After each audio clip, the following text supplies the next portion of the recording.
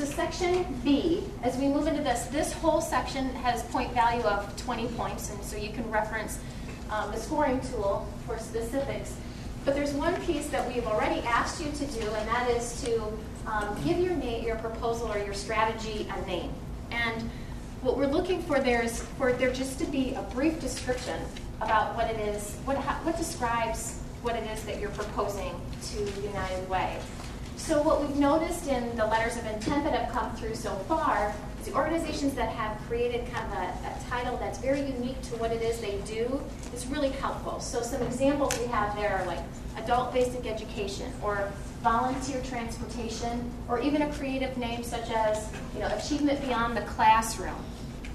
But what we're trying to avoid is if you're an organization, and this was just one example that we've seen come through, we have several organizations that may have similar strategy names, like quality in care and education, or quality programming, early childhood development, quality care and education. Very, very similar, and so it's hard for us to distinguish one from the other. So anything that you might be able to do to create some creativeness that really describes your strategy, you are welcome. If for some reason you think, maybe I could tighten up my strategy name, you have the option to yet do that as you're writing your RFP. So if you want to make a little tweak, you certainly may. So B2, we're asking that agencies provide a brief description of your proposed strategy. So again, we're asking for a very small 1 or 2 sentence description about now your strategy. What specifically are you requesting funds for?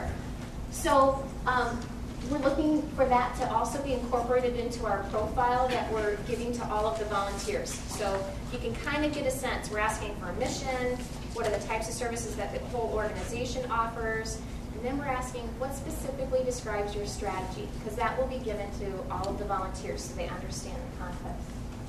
So we have an example from KCAP Rural Senior Services here. Just real quickly, they started with the verb. Provides home and community-based care and caregiver supports, including home-delivered meals, center-based dining, chore, and medical equipment loans. So it gives a tight consensus statement about what it is that they're proposing in their work. Hopefully you've had a chance to take a peek at the RFP and see that there is a section in every one of the 5 that is called our focus area framework. And it provides data, trends for our rural area, which really sets the context for why did United Way establish the community goals that we have set. And so it also includes information such as the target population or populations that we're focusing on. So we really encourage you to use that as one source that identifies the trends that are existing within our community for answering B3. B3, what we're asking you to do is to share with us how your strategy is responding to the community need. And so, while we're not looking for organizations to retell us everything that's in that focus area framework, we don't want you to write every single data point that's in that focus area framework and regurgitate it. But hidden on what are the community needs that are in that focus area framework that you are responding to. So we want to see that direct connection. Here's the need that we're responding to, and here's how we're doing it. So we also want to offer you the opportunity that you're not limited to only sharing with us trends that we've noted in the RFP through the focus area framework. If there's other components of data that you want to share, you're certainly welcome to add that.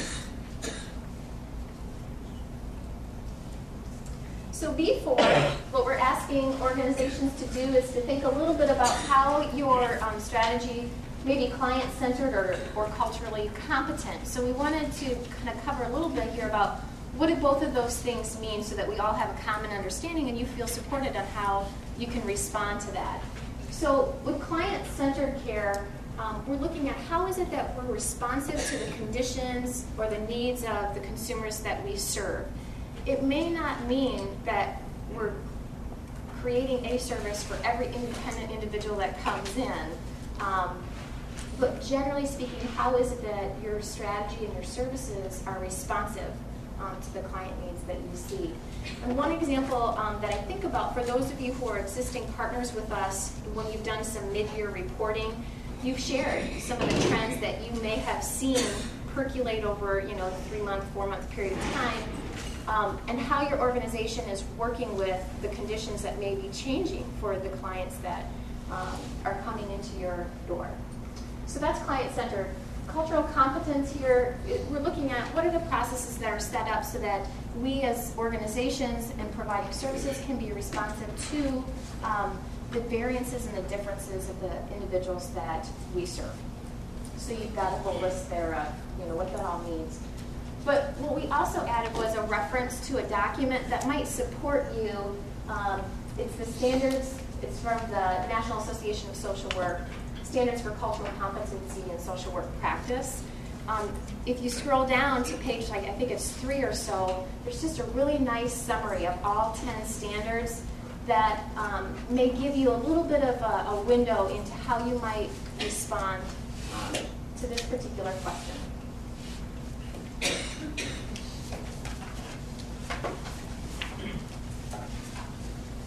So the questions that you might want to ask yourself in this section are, how are the breadth of services responsive to the condition of the client?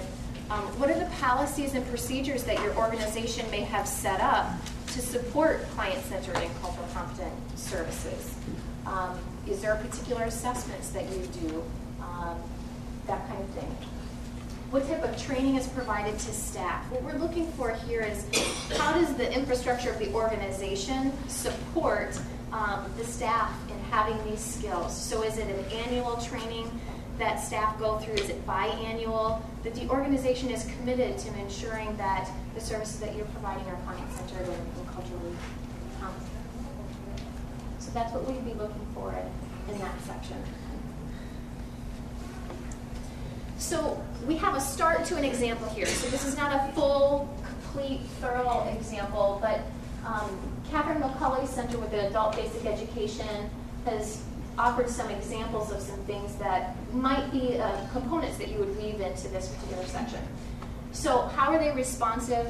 They are an organization that serves a quite variety of individuals. So we're not looking for organizations just to tell us we serve a lot of people with a lot of different backgrounds. But in this case, Catherine McCulley is providing tutoring to individuals from 49 different countries. So how is it that the organization supports staff in being able to provide quality, client-centered, culturally competent services to that array of need? And then they're adapting their services, providing case management to individuals, and then they're soliciting culturally diverse foods for their food pantry. So they're recognizing that based on the individuals that they serve, they need to consider how they integrate those needs into the organization. In terms of procedures, one start to a reference here is they have assessments that they're doing, and when a volunteer is recruited to actually tutor an individual, they have assessment process that helps line up a volunteer with an individual's student needs. And then lastly, I kind of just put in here training. Here's where you would want for any organization, including Catherine McCulley, to identify, what type of detailed training are you ensuring that staff get to provide quality service.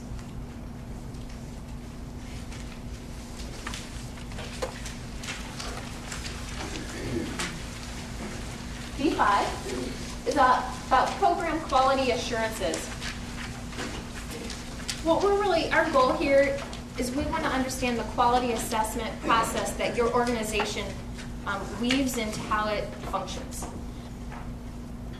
We recognize that United Way puts standards on measuring your work, but what we want to see in this area is what practices does the organization have in place to do that type of assessment, to evaluate program quality throughout the whole organization. What is it that the organization does? So this might be formal assessments, credentialing, licensing. So for some of you who are in the room, you have CARF accreditation that you do every 7 years, or something to that extent. 3 years. 3 years. Okay. If I were doing CARF accreditation, I'd just do it 7 years. But really what we're looking for is you to explain how it is that you integrate that as a part of your organization's operation. There's some of you who, I think, quarterly engage your board on reviewing the metrics that your organization kind of checks the pulse on how things are going and whether or not programs are moving ahead in the way that you want them to, and kind of reevaluating, if you need to make any adaptations. So that would be one example.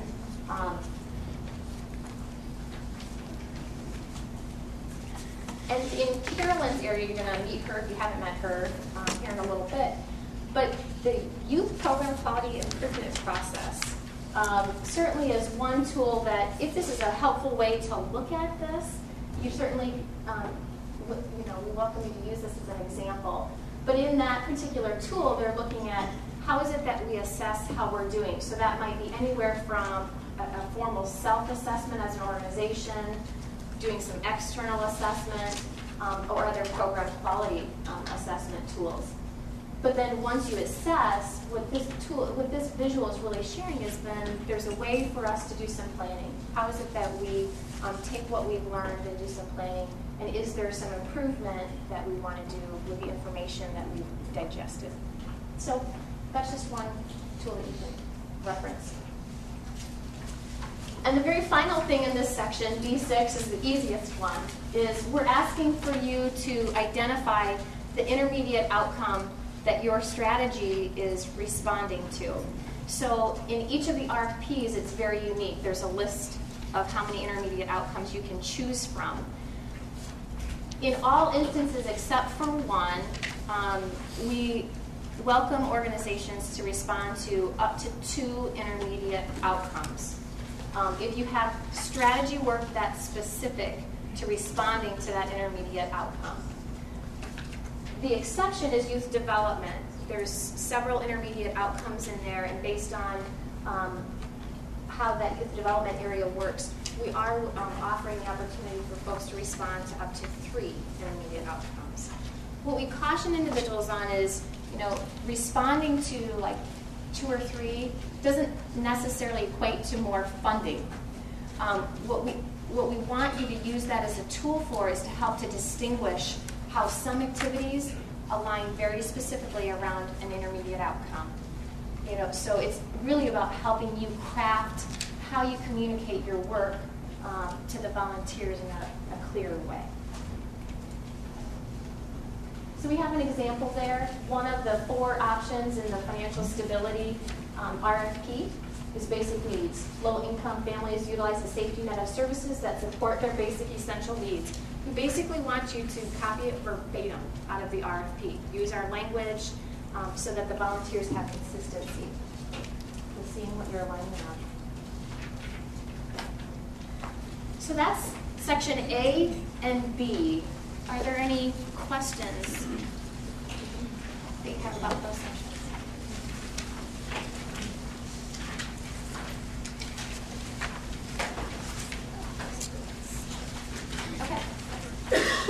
Or you're welcome to, if you want to ask more of an anonymous question, please do feel free to use your index cards that Leslie had referenced there at the table. We can pick those up as we go as well.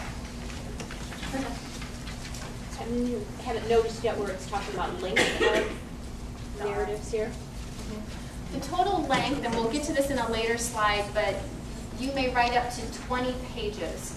So one of the tools or tricks that we encourage you to kind of think about is if you start to section off, okay, section B is worth 20 points, section C is worth 20 points, trying to equate how much content you might put in each section based on the point value. Because obviously if you get more point value in the design side of things, you probably want to spend more time in making sure that you're very clear about how the design of your strategy is real clear for a volunteer to understand.